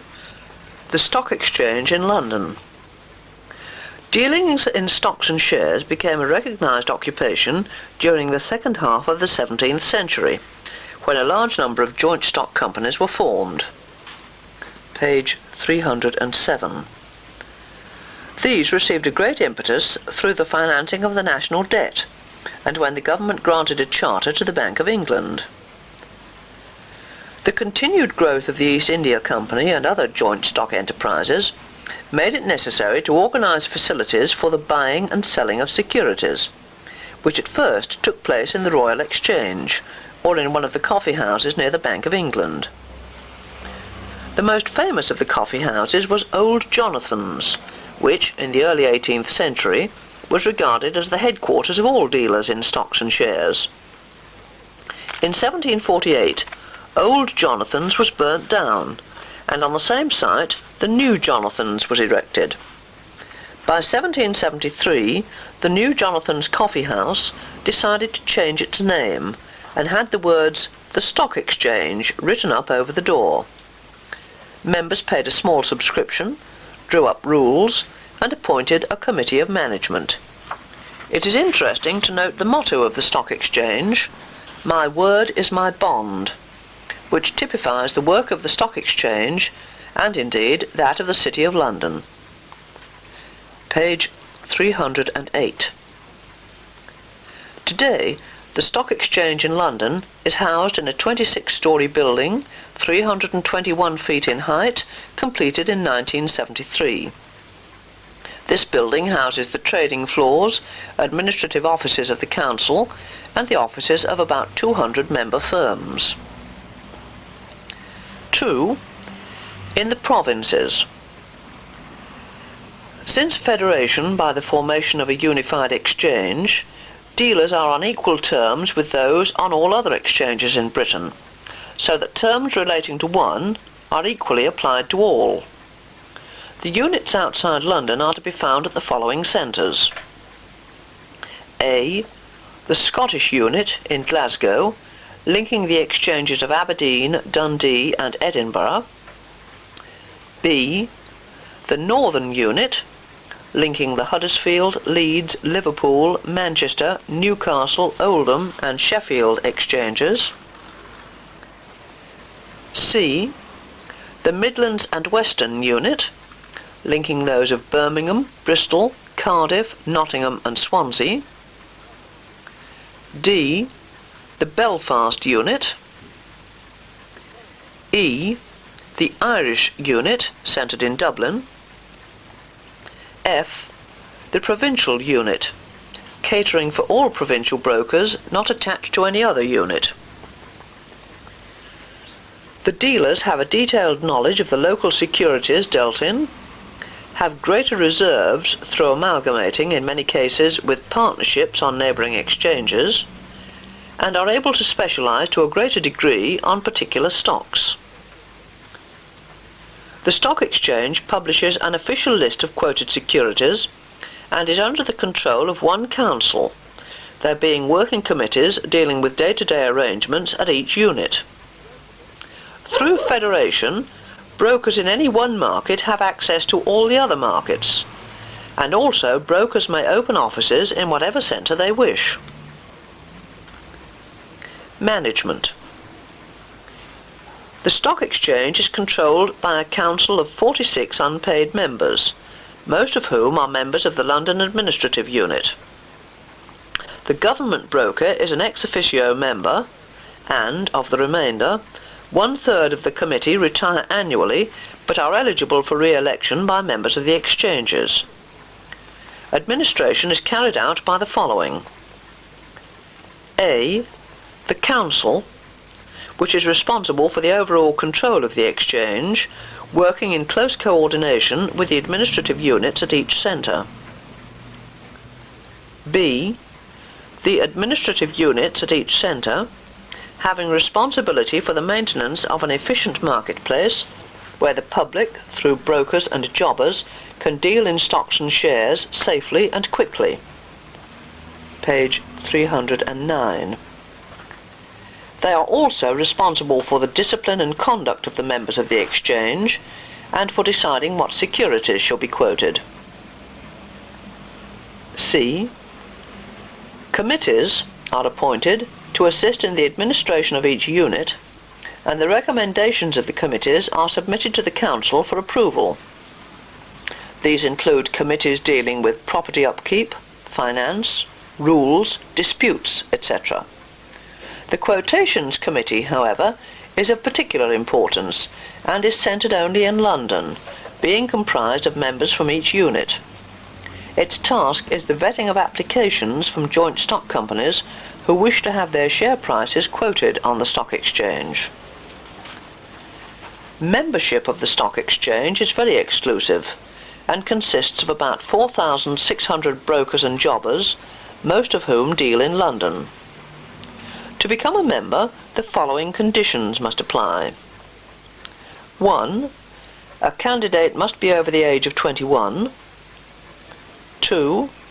No one is eligible for membership who has been more than once bankrupt and who has not obtained a complete discharge. 3. A candidate is required to obtain a proposer and seconder who are not under any financial obligation in the case of the candidate's default. They must each be members of at least 4 years' standing and have at least 2 years' personal knowledge of the candidate. 4. Candidates must obtain a nomination from a retiring member before applying for admission. The cost of nominations fluctuates and is determined by the Council from time to time. 5. New members must pay both an entrance and a nomination fee, whilst all members pay an annual subscription for the privilege of membership. 6. New members must be approved by a 3/4 majority of the Council. Members employ a number of clerks in their offices. Authorised clerks, red or yellow buttons, are allowed onto the trading floor and are allowed to deal on behalf of their firms, but not on their own account. Unauthorised clerks, blue buttons, are also allowed on the floor, but may not deal. Brokers and jobbers. The members are divided into 2 classes, stockbrokers and stock jobbers. The jobbers work on the floor of the house and deal only with the brokers, who act for the outside public. When a person desires to buy or sell securities, he must, therefore, first instruct a stockbroker concerning his requirements. The broker, or his authorised clerk, will then go to the appropriate unit and find a jobber dealing in this class of security, whereupon, if he is satisfied as to the price, etc., he does business according to the instructions of his client. Page 310. The market at any one of the administrative units is divided into sections for ease of operation and is typically as follows. The diagram shows the various sections as being government, metals, finance, oil, building, industrial, teas, foreign, hotels, and stores, to all of which the broker has access. The division of members into brokers and jobbers has the following advantages. 1. The necessity of employing a broker when buying or selling securities protects the interests of the public. The jobber is a specialist in the types of securities in which he deals, as he will deal with only one kind of security, for example, shares of property companies or shares of engineering companies, etc. It is to the advantage of an investor to employ another specialist who knows the technicalities of the market to act on his behalf. 2. There is a great variety of securities dealt in on the stock exchange. The official price list, which is printed daily, deals with very many separate securities, amounting to many thousands of millions of pounds. Jobbers specialise in a few securities, which they are always prepared to buy or sell, and the floor of the exchange is subdivided into markets, where jobbers dealing in the same kinds of securities congregate. Many different jobbers deal in the same types of securities, and there is competition between jobbers for the orders which the brokers bring. This specialisation enables jobbers to estimate the supply of and demand for the various types of securities. 3. The broker always acts in the interests of his client, and usually informs his client of the name of the jobber with whom he has dealt. A jobber is forbidden by the rules of the exchange to receive orders direct from the public, but only from an authorised broker. 4.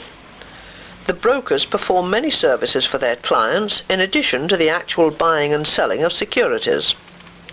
Transfers of stock have to be registered, and share certificates obtained from the company whose shares the client has purchased. Page 311. In addition, he frequently gives advice to his customers regarding investments and sends circulars, price lists, and prospectuses to his clients. Method of dealing. When a person wishes to buy or sell securities, he must first of all instruct a broker.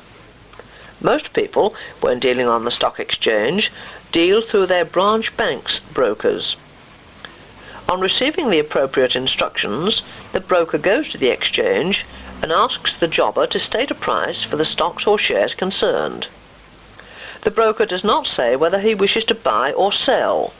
If he did so, the jobber could name a low price to a seller of stock and a high price to the buyer. The jobber names, therefore, two prices, such as 56.58, meaning that he is prepared to buy the stock named at 56p and to sell it at 58p. If the broker thinks that the buying price is too low or the selling price too high, he will make inquiries of other jobbers who are near at hand and specialising in the same stocks. When the price is satisfactory, the broker will then declare that he wishes to buy or sell so much stock at the figure quoted. The difference between the two prices quoted is called the jobber's turn, and is usually wider when the broker names stock which is not often dealt in. Thus, if the jobber buys stock which is not in great demand, he will only offer a low price, as it may be some time before he sells it. In the same way, if the jobber contracts to sell such stock, he will want a higher price, since he may have difficulty in obtaining it before the time for delivery arrives. When the broker agrees to the price quoted, each party to the transaction makes a note of the purchase or sale, and the bargain is checked next day in a room in the stock exchange, where the clerks of the jobbers and brokers meet for that purpose. Page 312. Within a few days, the broker sends to his client a contract note showing A. the price at which the business has been done, B. the amount of the broker's commission, usually a percentage of the buying or selling price, C. the amount of the contract stamp duty, D. the amount of the transfer stamp. Until the settlement day arrives, the broker's client who has bought stock does not pay any money unless he has purchased government stock. Whatever happens to the price of the stock on the exchange, he pays the agreed amount as stated on the contract note, £111.17 in the above example. If a previous settlement day has just passed, he may therefore enjoy a fortnight's credit before payment is due. And we have an example of the contract note referred to, and this is headed Dunsworth and QL, Stockbrokers, Throgmorton Street, London, EC2N 1HP, dated the 18th of September 1979, bought by order of D. Aylan, Esquire, for settlement 29th of September. Number 79, security Beta Holdings Limited at 1.33, price £105.07, stamp £2, commission etc. £4.10p, total £111.17p. Subject to the regulations of the Stock Exchange, signed Dunworth and QL. The settlement. In some cases, such as dealings in British government stock, transactions are carried out for immediate payment, and securities are transferred at once, but the majority of transactions are for the account. Stock exchange settlements take place 24 times per year. 20 accounts are for a period of 2 weeks each, and 4 accounts for 3 weeks each. Settlement of deals is largely completed by a computer network known as Talisman. Transfer accounting, lodgement for investors, stock management for jobbers. This represents a simplification of the previous cumbersome and wasteful methods of stock transfer into a centrally operated computer-based service.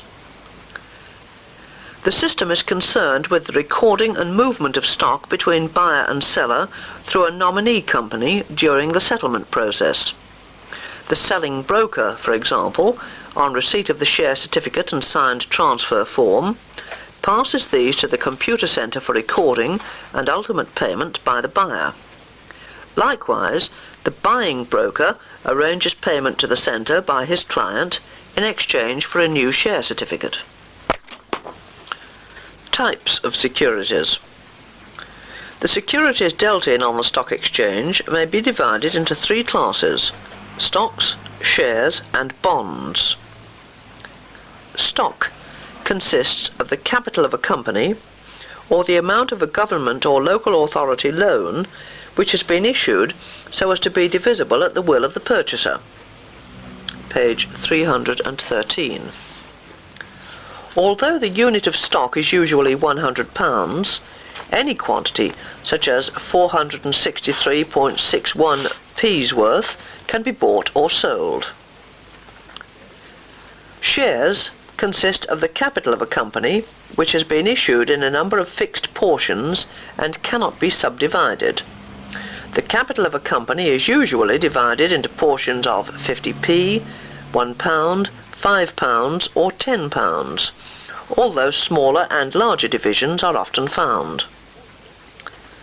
Bonds are promises to pay a certain sum of money with interest and are usually issued in multiples of £100. They may be redeemable either at a fixed period or at some future date to be determined by a government, local authority or joint stock company.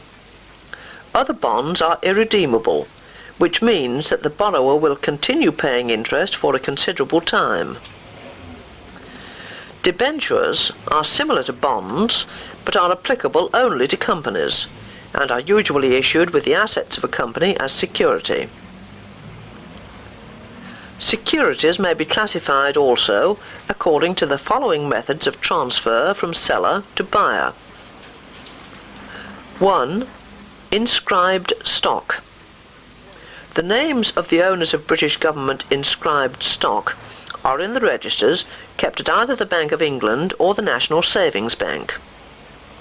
When any of this stock is sold, the seller, or his representative, completes a form stating the name and other details of the buyer as evidence of his agreement to transfer. No certificate is issued. The inscription of the buyer's name in the register is the only recognised evidence of ownership. 2. Registered securities are the property of the persons entered as owners in the registers of the issuing body. Every company is, therefore, legally compelled to keep a register of shareholders. The owner of registered stocks or shares receives a certificate stating that he is the owner of so many shares or so much stock. The nominal value of the shares is given as well as the numbers. When sold, the seller only will sign a transfer deed made out by the selling broker, and this, together with the share certificate, is sent by the broker to the office of the company in order that the necessary alterations may be made to the register. The old certificate is cancelled and a new one is made out and sent to the purchaser. Page 314. And this shows a specimen share certificate.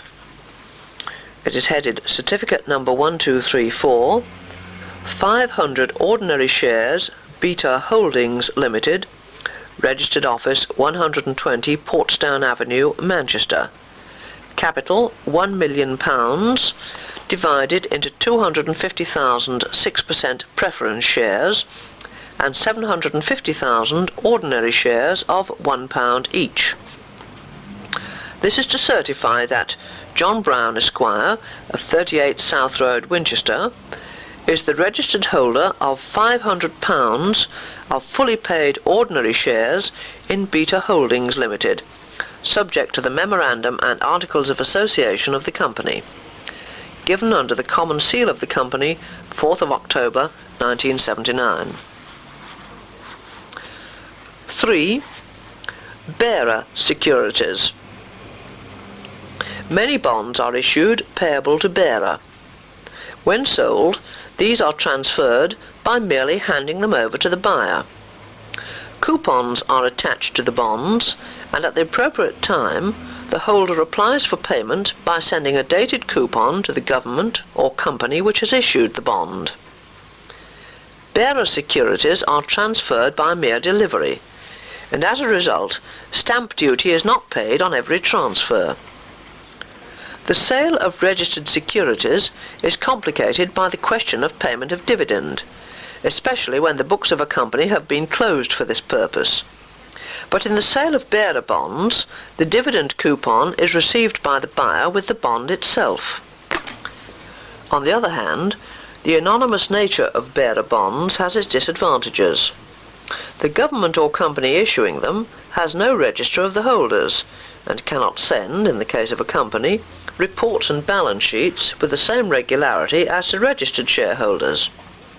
Furthermore, if bonds are lost, they are more difficult to recover than registered securities. Exchange control regulations, however, require the holders of all foreign bonds to deposit them at a bank in order that the payment of the foreign currency dividend is received at the Bank of England. The government then pay the holder the appropriate amount of the dividend in sterling.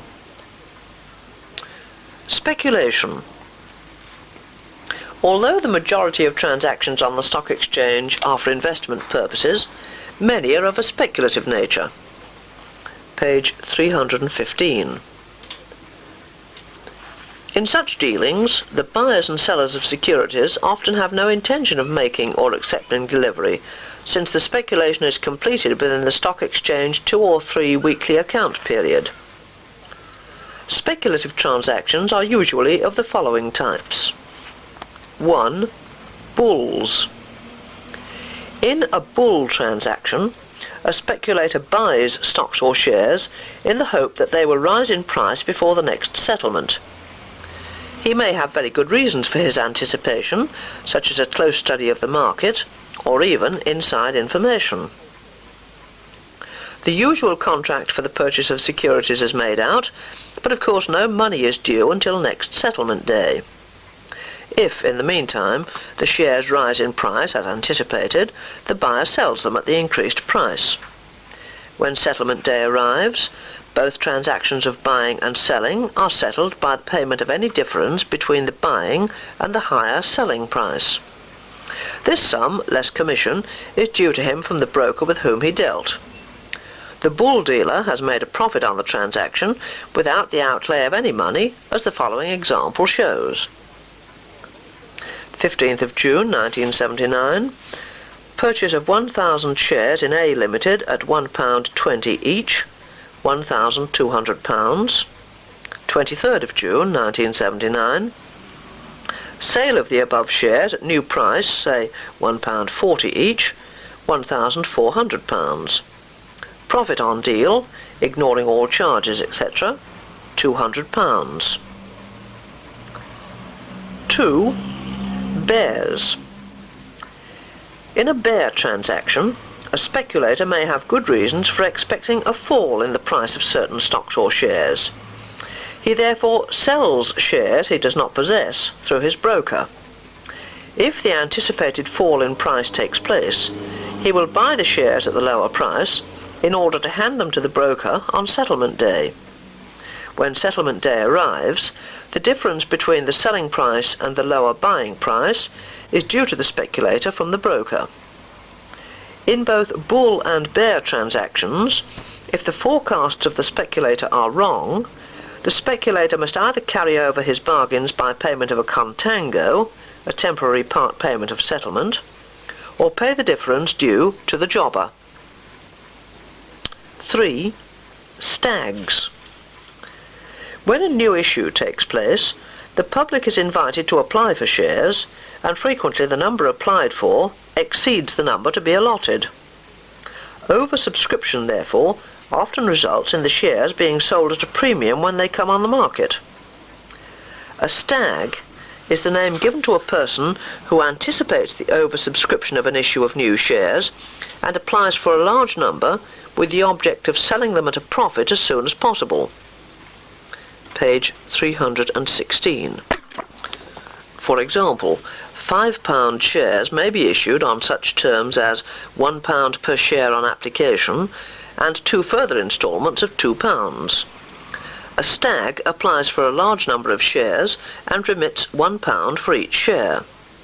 The popularity of the new issue may cause the shares to rise to, say, £1.20 on the stock exchange. The stag sells his shares at this price, ceases to be liable for further instalments, and makes a profit, ignoring all charges, of 20p per share. 4. Options.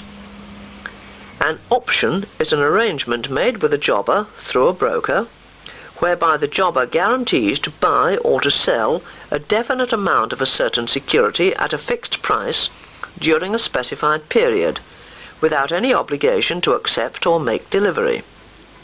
The commission paid to the jobber for this guarantee may be regarded as an insurance against price movements. Options are of three kinds. A. Call option is the right to buy a certain amount of securities at a fixed price for a specified period. A broker may know, for example, that within the next 3 months he may want to buy £1,000 worth of certain shares, but wants to have some idea now of the price. He can therefore go to a jobber and ask him to guarantee to sell him the shares he wants to buy at, say, £1 per share. The jobber will state his charge for such a guarantee, and if agreeable, the broker will pay the amount quoted. The broker can now go to the jobber at any time during 3 months and purchase £1,000 worth of the shares at the price agreed upon, viz. £1,000. If the shares have advanced to, say, £1.25 each, the broker has gained 25p per share, and the profit will be paid to him, less the amount of the option money paid to the jobber. If, on the other hand, the shares have decreased to 75p, he may forego his option and buy the shares at that price, losing the amount previously paid to the jobber. B. Put option. A put option is the right to sell a certain amount of a security at a fixed price for a specified period. A broker may know that within the next 3 months he may want to sell £1,000 worth of a certain share, and so goes to a jobber and asks him to guarantee to buy from him at a certain price, say 50p per pound share. For this guarantee he pays a certain amount to the jobber, to whom he may go at any time during the period of 3 months, and receive £50 for each £100 worth sold. If the shares have fallen much below 50p, the broker will have made a profit by selling at the higher price. If the shares have risen above 50p, the broker may sell his shares in the open market and forego his option paid to the jobber. And at that point, at the bottom of page 316, we end track 22 of Groundwork of Commerce.